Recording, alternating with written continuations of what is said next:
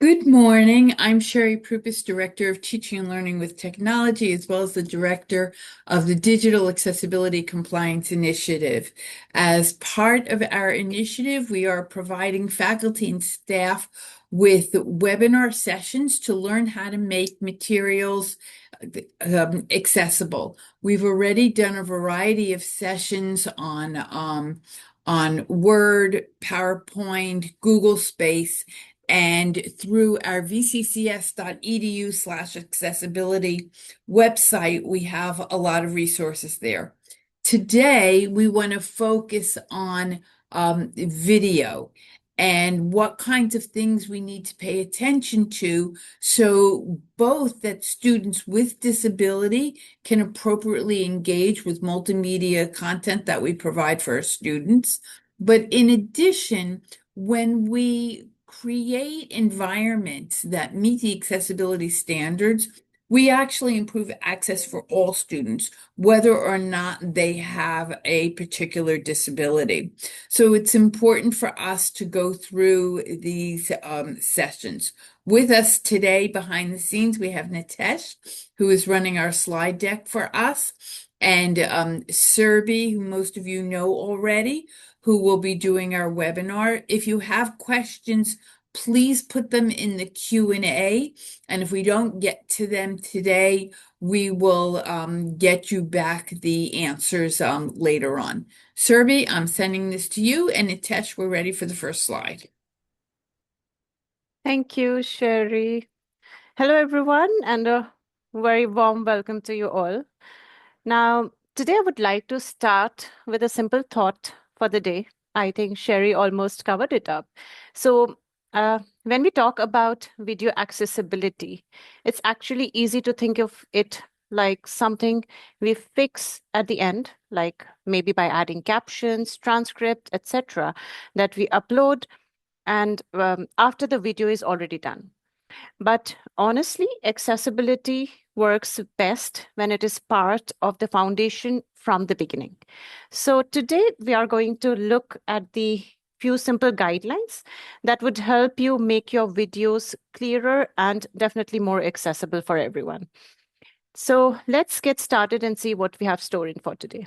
Next slide, please. Now, before we start, let me give a quick intro about myself for the newcomers here. I'm Surbi Lohia, and I have been working in digital accessibility for about more than 11 years now, focusing on things like WCAG or WCAG compliance, inclusive design, accessibility audits, trainings, etc. I'm 100% visually impaired. And so accessibility is not just the field that I work in, but actually it is something that I experience every day while using digital content. So today I'll be sharing both best practices and some real world perspectives as we talk about video accessibility going ahead. So let's have a quick look at the agenda and let's see what are we covering. Next slide, please.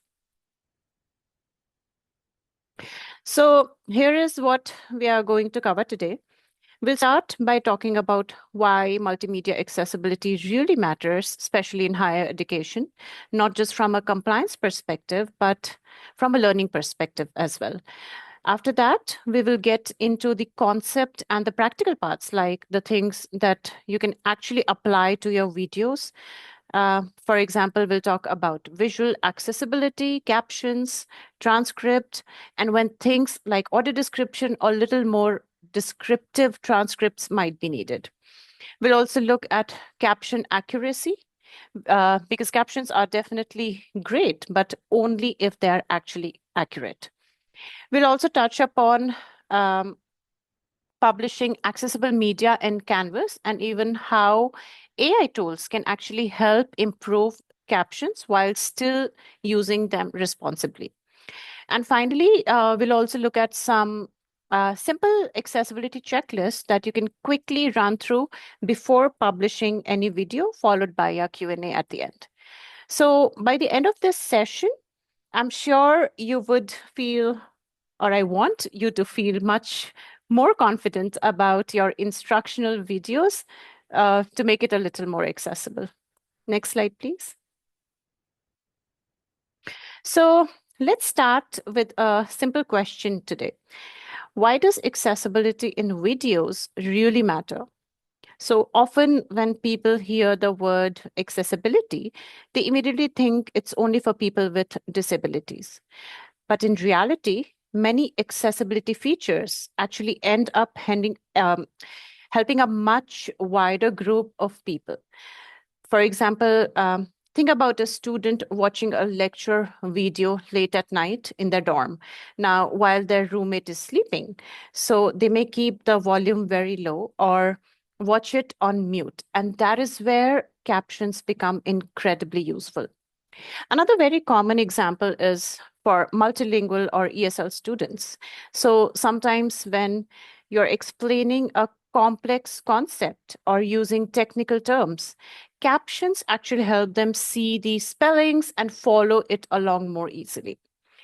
Accessibility definitely also supports different learning preferences. Like some students understand information better when they can actually hear it and read it at the same time, which improves comprehension and retention for sure. And then there's, of course, the flexibility piece that comes into picture.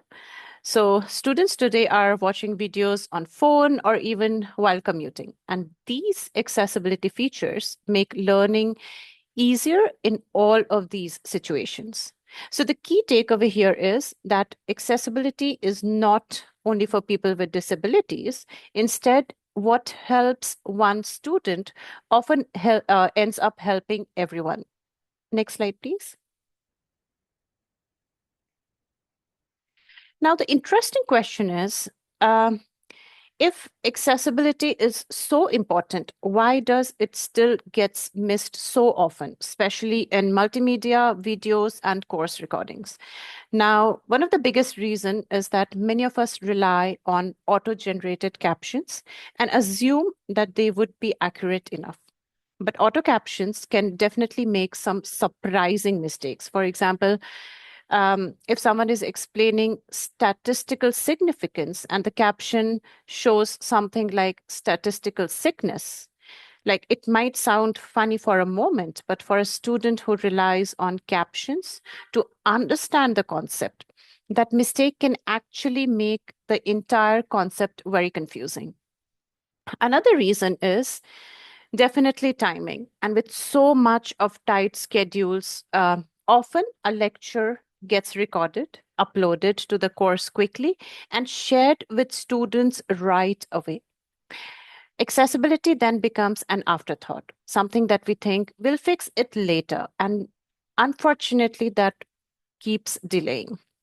This also happens with guest lecturers or third party videos that we embed in our courses.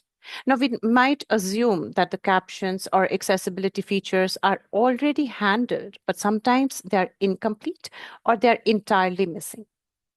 Also, sometimes there's this perception that accessibility is only relevant for a small group, as we mentioned earlier, wherein in reality, every student or most of the student benefit from these features in their everyday learning situations. So the key idea is that when accessibility is not considered while creating our lectures and recording, barriers can unintentionally show up in the learning experience. And that is why it helps to start thinking about accessibility as part of the video creation process itself, rather than something that we try to fix later. Next slide, please.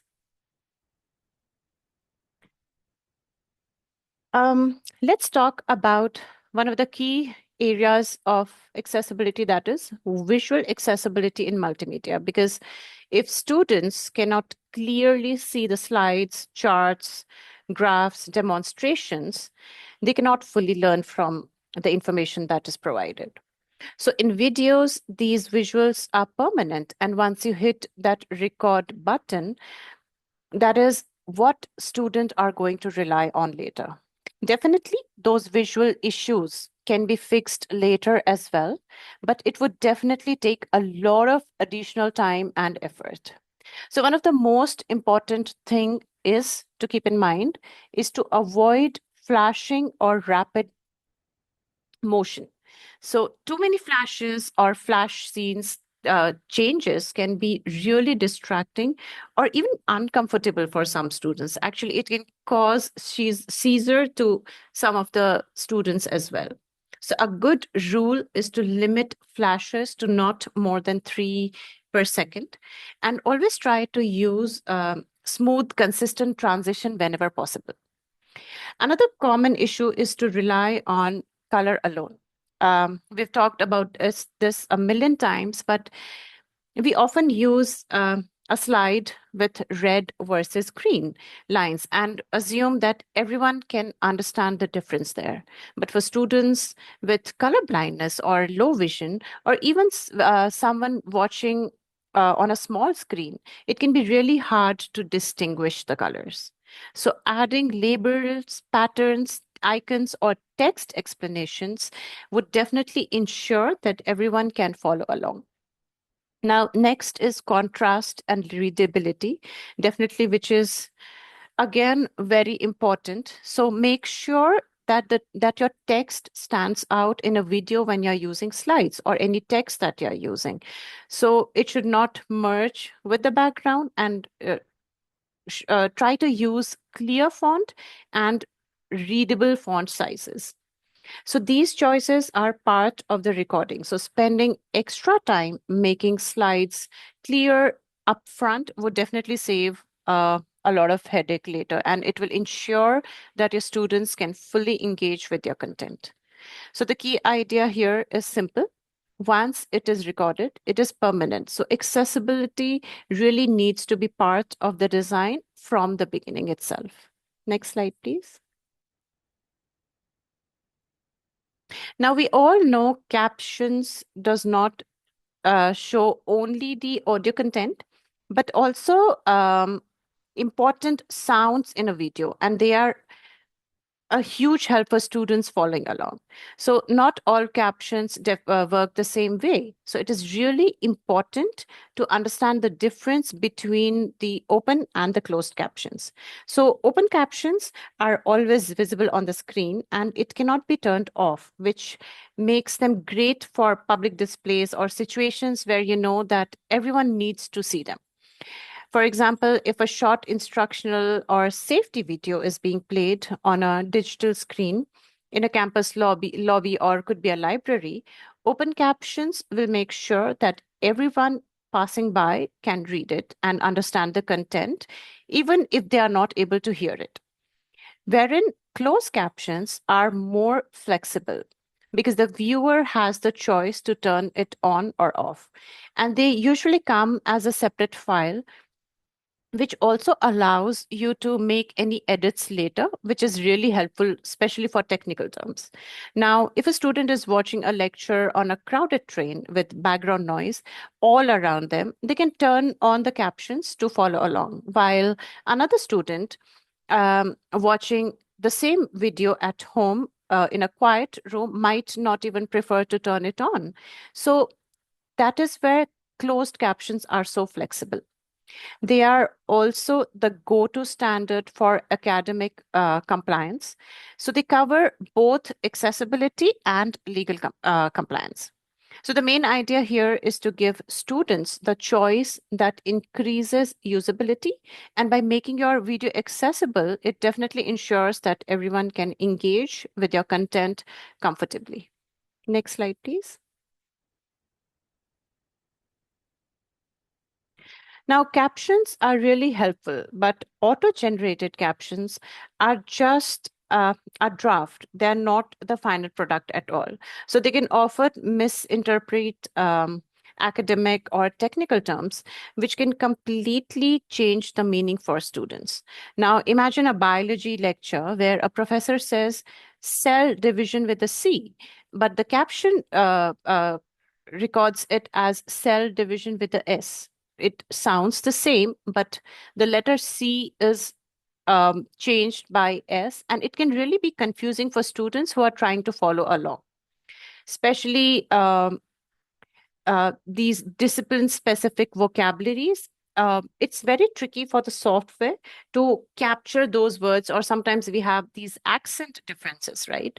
So it's really important to verify terminologies and ensure that captions are accurate before publishing the video.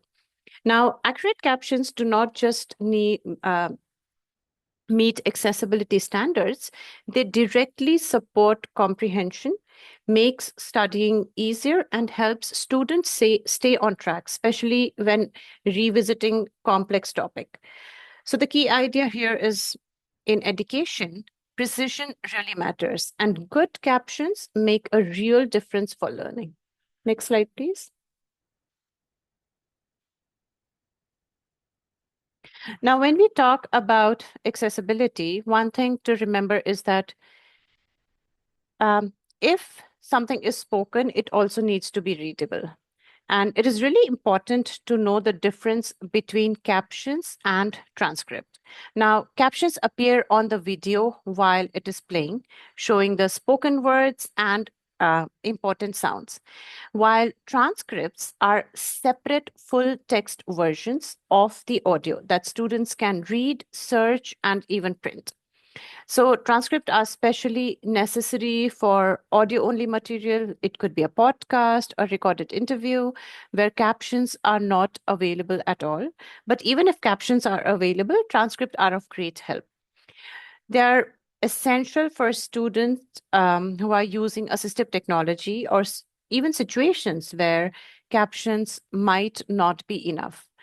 For example, a student with hearing loss can read the transcript to catch every detail that they might have missed in the video, while a student without any disability might use the same transcript to quickly scan for key points or review before an exam.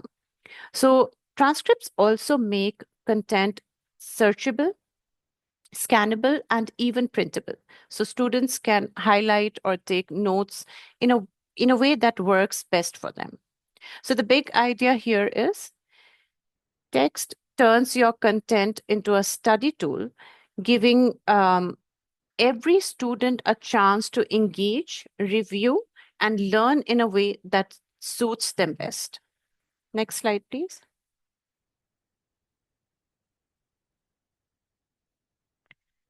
So, when we talk about transcript, it is really important to remember that a transcript is not a summary.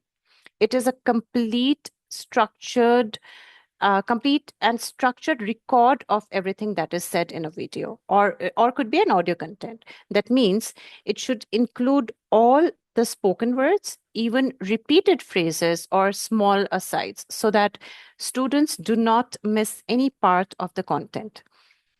At the same time, it should also capture relevant sounds like laughter, applause, or door closing, because these cues can provide context that helps student fully understand what is happening in the video.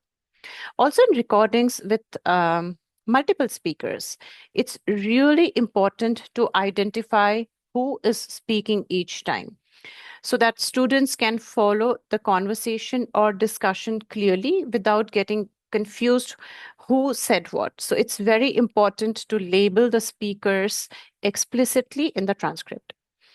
For example, if there is a recorded panel discussion with 4 different speakers, a student with hearing loss should be able to identify each speaker in the transcript while reading it.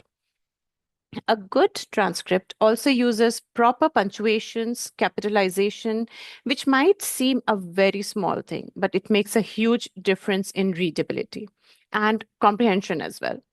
So, organizing the transcript into clear, readable paragraphs definitely helps student process information naturally instead of being overwhelmed by a wall of text. Like a student might use the transcript to scan for key points or review complex topic later. At the same time, it's okay to, I would say, remove excessive filler words like or as long as the meaning stays intact.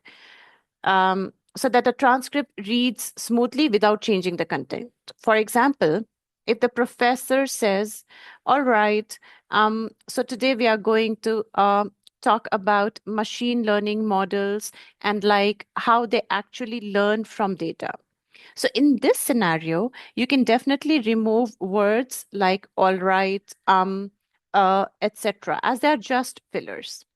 So complete information creates equal access. And by taking that time to create a well-structured transcript can actually make your content much usable and inclusive for everyone. Next slide, please. Now, when we talk about audio description, it might sound a little overwhelming, but the main idea here is if something is visual and meaningful, describe it. This means anything that students can see and helps them understand the content, like charts, graphic, important actions, gestures, etc., should also be described in words. Now, sometimes or most of the time, I would say it might not be possible to add a full audio description, or the platform might not even support adding two audio files once your lecture is recorded. But it is really important to think about it while even preparing your video. So, for example, when you're showing a chart in a lecture, um, instead of saying just look at this chart, you can verbally explain the trends and what the lines or bars represent there. Similarly, if you are demonstrating something, or using gestures, describing those moments could actually help students who are blind or low vision to understand what is actually happening in the lecture, or it could be in the recording. Even describing the setting or the context can make the make a huge difference for students who cannot see the visual cues. So the key idea here is if something matters visually, it definitely matters verbally. And by including these descriptions naturally in your lectures and recordings, you are ensuring that students can access the same information and engage with your content equally. Next slide, please. Now, sometimes captions or a regular transcript just are not enough, and that is where descriptive transcript comes into picture. So, unlike a regular transcript, which mostly captures the spoken words and the relevant sound cues, a descriptive transcript also includes description of meaningful visuals. So, this is especially important for students who are deaf blind because they cannot rely on either of the audio or the visuals and would definitely need a complete picture of what is happening in the video to fully access the content. Now, let's take an example of a lab demonstration where a, sorry, where a professor mixes mixes chemicals and shows the color change in the beaker. Now, a descriptive transcript would not only include what the professor says, but it also describes the visual changes, any significant sound, so that the student with vision loss as well as hearing loss can understand the experiment at the same time. Now, these transcripts are also very useful where you cannot add an audio description for any existing recordings and need to describe the visuals. Now, these are again very helpful for students without disability as well. For example, a student reviewing a guest lecture online might use the descriptive transcript to quickly scan both the discussion as well as the visual demonstration to review key points or just study for an exam. So they're very helpful for people with disabilities as well as students without disabilities. And they're particularly helpful for videos with guest lectures, laboratories, demonstrations, or visual intensive instructional content because they actually provide the full context of what is happening, not just the words spoken. So, access means providing the full experience, and descriptive transcript helps make sure that every student can fully engage with your video content without any challenges. Next slide, please. Now, creating a compliant transcript might sound technical, but it is really just about following a clear step-by-step process to make your videos accessible for everyone. Now, it starts with generating the initial transcript, which can come from auto captioning tools, but remember that's just a draft. Next, you should definitely edit carefully for accuracy, making sure that every spoken content, words, important sounds, and context are correctly captured. Checking technical and academic terminologies is very crucial because students rely on these words to learn, and misunderstandings can easily happen if terms are captured wrong. After that, format the transcript clearly with proper spacing, paragraph, and heading so that it is easy to read and follow. Once it is polished, save it in an accessible format like a Word document or a tagged PDF, and finally upload it and place it right below the video so that the students can easily access it while watching the video or even later. So the baseline here is accessible design is intentional, not accidental. And by taking these steps, you ensure that your content is usable, clear, and inclusive for every student, whether they have a disability or not. Next slide, please. Now, most accessibility problems with transcripts are actually avoidable, and small mistakes can create big barriers for students. So one of the most common issue is posting AI generated transcript directly without editing them, which often leads to words being misunderstood or technical terms being completely wrong. Another frequent problem is missing or inconsistent speaker label, which can be very confusing in group discussion or panel discussions, etc. Because students who completely rely on these transcripts cannot identify who is saying what if the speakers are not explicitly labeled. Formatting is also really important as long huge walls of text with no paragraphs or spacing can really make it very hard for anyone to read. And sometimes transcripts are summarized instead of a fully transcribed text, leaving out important details that are essential for understanding. So, transcript can never be a summary of any audio content, audio or a video content. Instead, it has to be a replica of whatever is spoken or whatever is visually shown or any additional sounds. Finally, even if your transcript is perfect, now captions in place, accurate, or all speakers well labeled. If you forget to link it directly below the video, it can make it very difficult for anyone to access it whenever they need it most. For example, a student with hearing loss might struggle to follow a fast paced guest lecture. And if they don't know who the speaker is and where to find this video, it might be very difficult for the student to understand the entire concept. So the takeaway here is quite simple.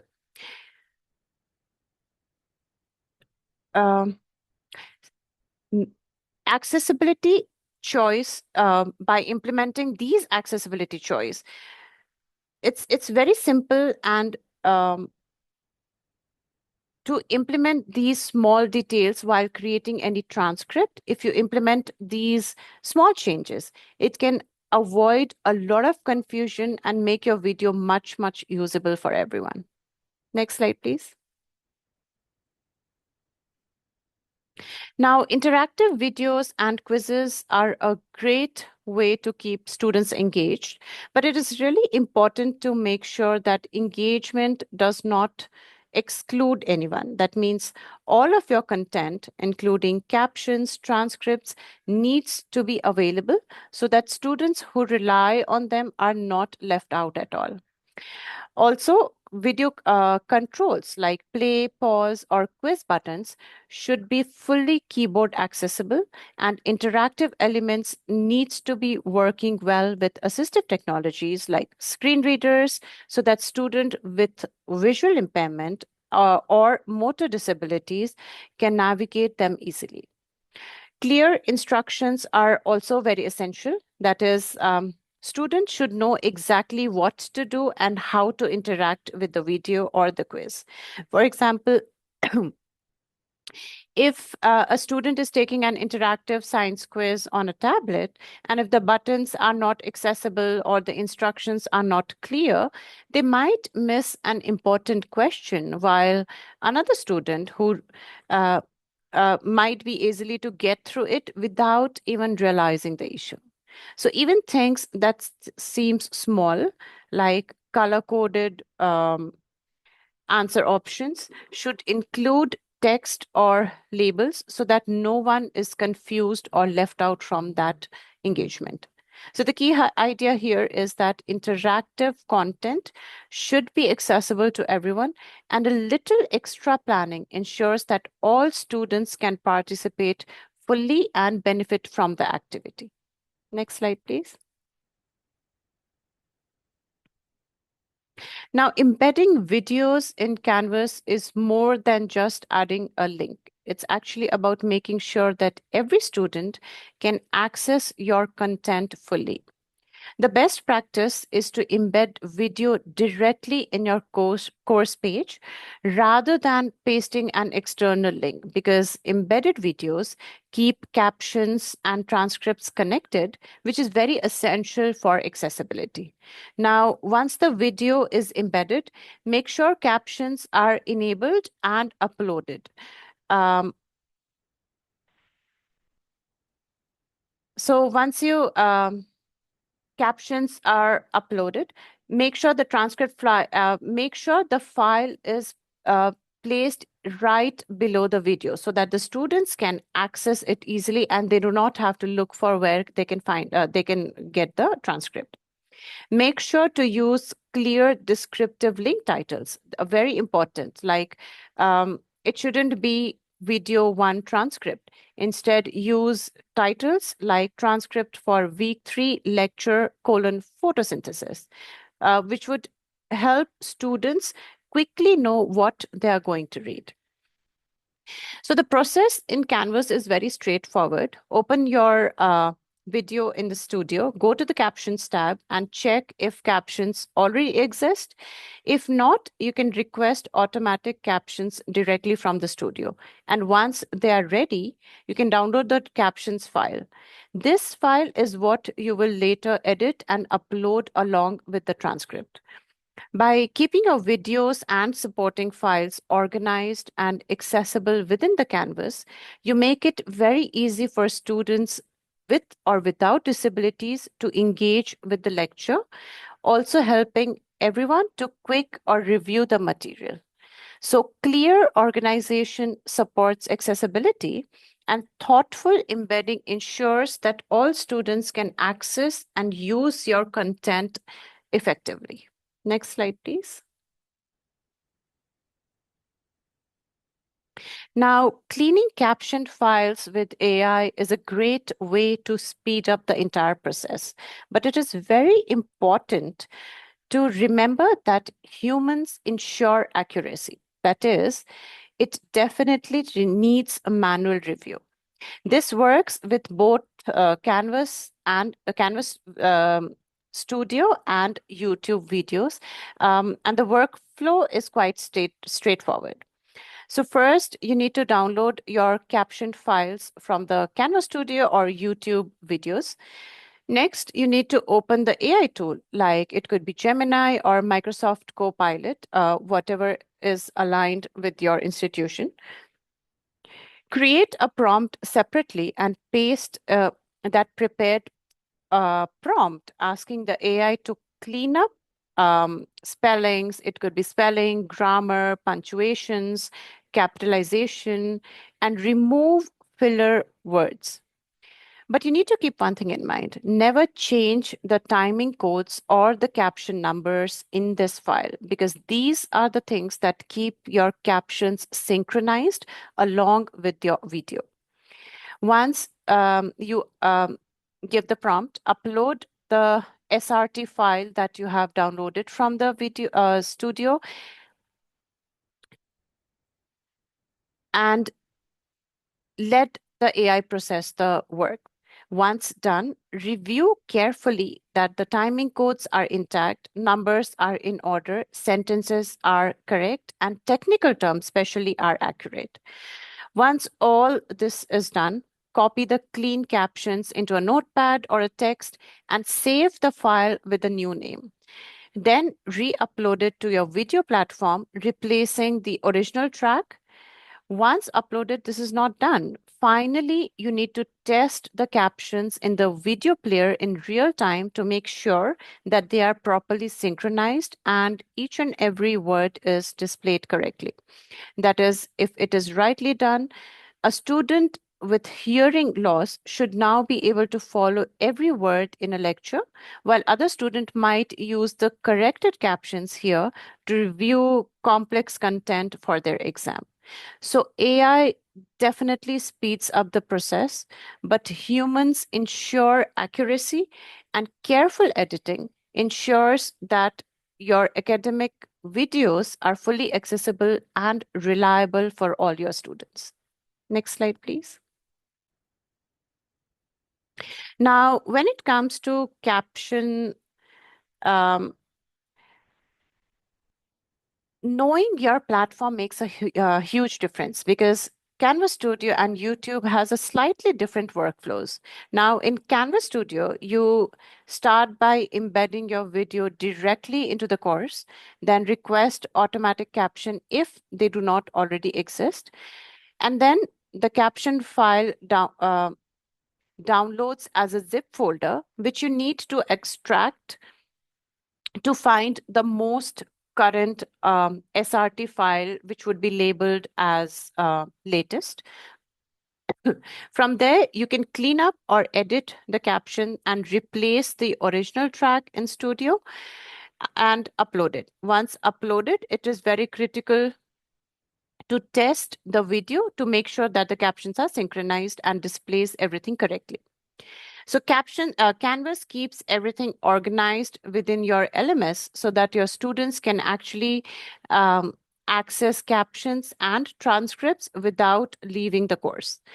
On YouTube, you download the SRT file directly from the subtitle section, edit or clean it up, and then upload it using the with timing option to keep it synchronized, and finally publish the text caption on the video. So one thing to keep in mind here is that you can only upload transcript or caption in the video that you own on YouTube. So for someone else's video, it's best to host them in your LMS and provide the transcript there. So the main takeaway here is quite simple. Know the system before you rely on it. Follow each platform's steps carefully, and always test caption after it is edited and uploaded so that all the students have equal access to your content. Next slide, please. Now, before you publish any video, it is really important to take a moment and run through a quick accessibility checklist, because even small oversights can create barriers for students. So make sure that all your spoken words are accurately captioned, and especially the technical and the discipline specific terms. Verify them, and also make sure that the speaker labels are included where multiple people are talking. Check that your transcript is properly formatted and linked it right below the video.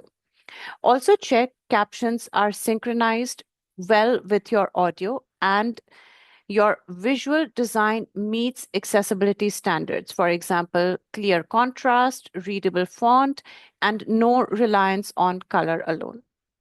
Remember, auto caption alone is not enough, and transcript is not just a nice to have. They're required for compliance and also help students study and review, even if they are not relying on any assistive technology. As visual design really affects accessibility, and adding audio description or descriptive transcript prevents loss of important information. AI tools can definitely help speed up caption cleanup, but you always need to review and verify accuracy. So, the overall process is about being intentional. Plan your content, embed it thoughtfully, label it clearly, test it carefully, and verify everything before sharing. So, in short, accessibility is not just a technical requirement, it's thoughtful teaching, and it makes learning smoother for students with disability, and it actually benefits everyone, whether they are ESL learners, multitasking, or reviewing your lecture on the go. So, by following these steps, it ensures that your videos are not just compliant, but genuinely usable and accessible. Next slide, please. Now, when it comes to making your videos accessible, having the right tools and resources can save a lot of time and help ensures nothing is missed. So for tools in Canvas, Udoi Advantage is a great starting point.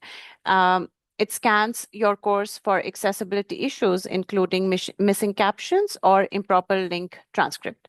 You can also use Wave, a browser plugin, to quickly check content and video pages for accessibility issues. For videos on YouTube, built-in caption review tools allows you to check auto-generated captions, edit them, and make sure the timing is correct. Other helpful tools include JAWS, NVDA, or VoiceOver to test how your content behaves with screen readers and how it is read. Color contrast analyzer helps verify your slides, whether your text meets accessibility standards. So definitely that is very helpful. For resources, it's very important to know that the standards and best practices, for example, the WCG guidelines are really essential, and they include clear recommendation for audio video content, caption, transcript, and visual accessibility. WebAIM is another fantastic resource. So their tutorials, checklist, and guidance is specifically for making video content inclusive for everyone. So the key takeaway here is that tools make it easier, but understanding standards and reviewing your content personally ensures that accessibility truly works for all these students. Next slide, please. As we wrap up today's session, I would like to leave it with another thought that accessibility is an ongoing journey, not a one time task. The next session in our series would focus on making content accessible in MS Excel. So stay tuned, and thank you everyone for your time. And now I can take up the questions that you have. Thank you. Thank you, Serby. Oh, so the question is related to social media. If there's a video on social media, they should be using open captions for social media. But Right. do they have to supply a transcript in social media, a place where one could click to it, or is the open captions enough?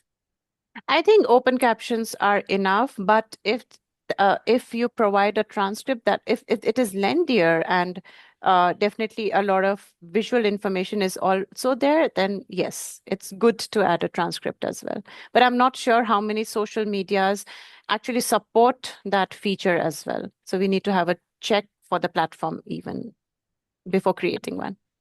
Thank you. So this was an interesting question.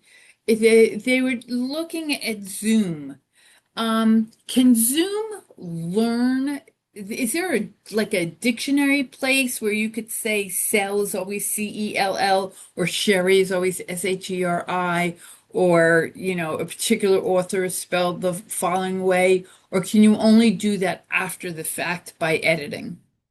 It's a very interesting question, and I think I myself am very keen to research on it because so far the captions just capture whatever the tool understands, I think. So it does not differentiate between cell, like with a C and with a S. So yeah, I would definitely get back to you on this with this question. Okay, and I do want to add that I take my closed captions in my transcripts, I do put them into Gemini. And Hmm. in my prompt for Gemini, sometimes I'll tell some things there. If you see Sherry, Sherry, change it to Sheri.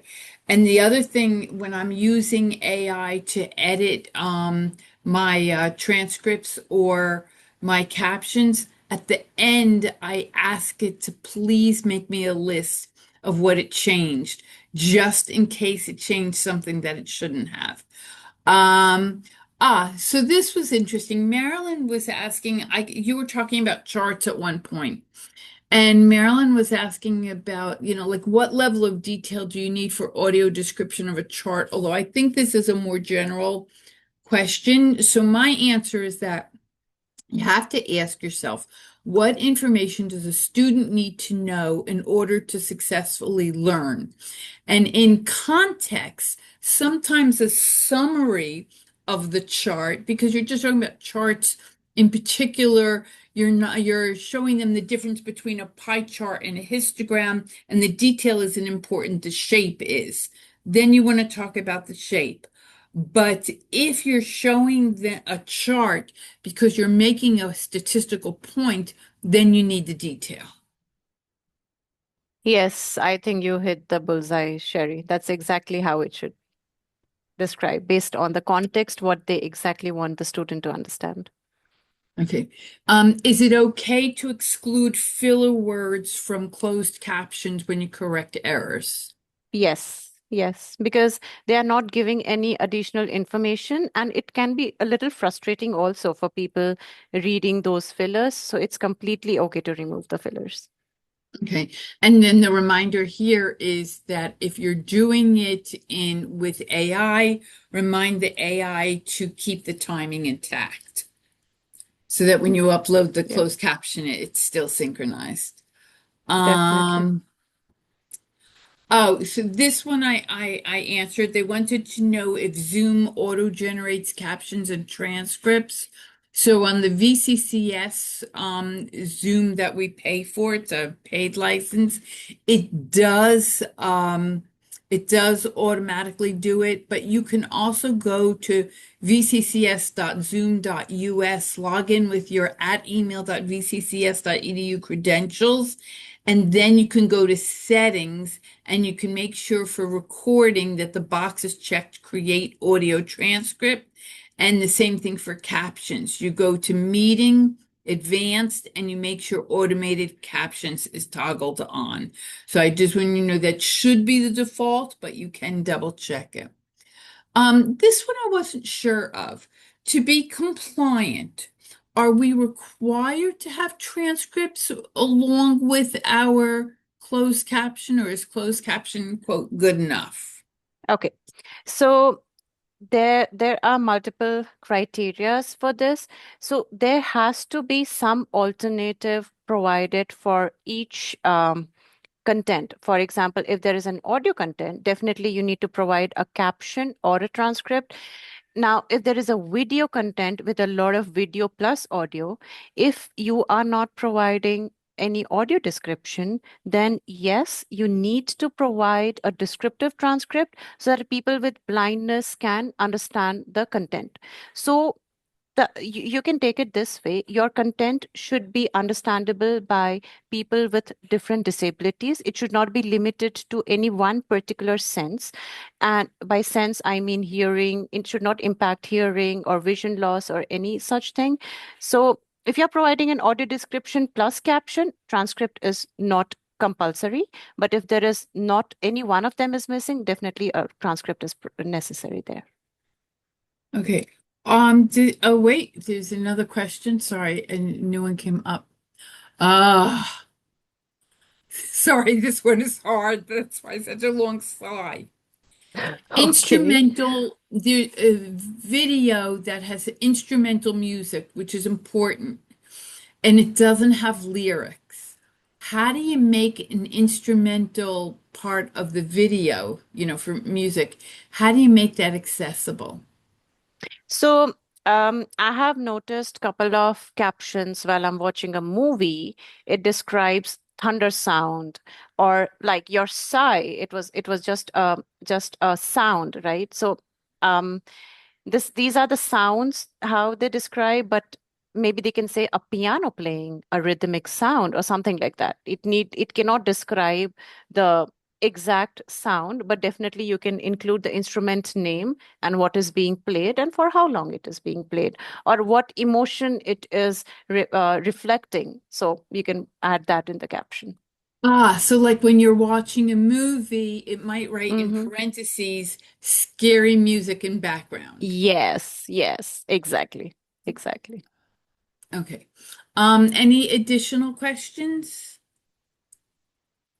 I really want, so Mary was talking about, she was showing a sympathy. No, try that again. A symphony. So it was long. It wasn't just background to a regular video. She was actually doing something in a class, and it was pertinent to that class that she was showing a symphony. So, Mm-hmm. how would that get described?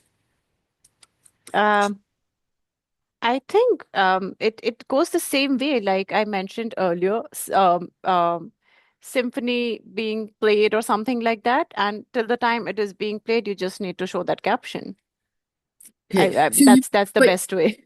yeah, but you might add detail like symphony being played by full orchestra, or a Yeah, symphony being definitely, played by definitely. piano only, Yes, like that yes, kind of like I thing. mentioned, exactly. You Okay. definitely can include the instrument. So again, you need to be clear what you want to focus on. For example, earlier, it was about when you're watching a horror movie, it was more about the emotion there, a scary music being played in the background. Now, here in the symphony, if you want to focus more on the instrument, definitely you need to add that. So that is how it works. Okay. Oh, and then we got a thank you from a music teacher. Okay, so we will get the recording of this out to you along with a guide that Paige created on the actual how-to steps. So we'll get this recording and we'll get this guide out to you in the next couple of days. I'm going to still share these questions and answers, even though we answered them all here with Serbi and Nitesh. They will double check my responses and make sure that they were all correct. Thank you all for being here this morning. We really appreciate all the effort and time you're putting to making sure that all our materials are accessible to our students and to our colleagues. And to Serbi, thank you so much. The videos sort of scare me, and you did it in a way that felt doable. So I really appreciate that. Thank you very much. Thank you. Thank you.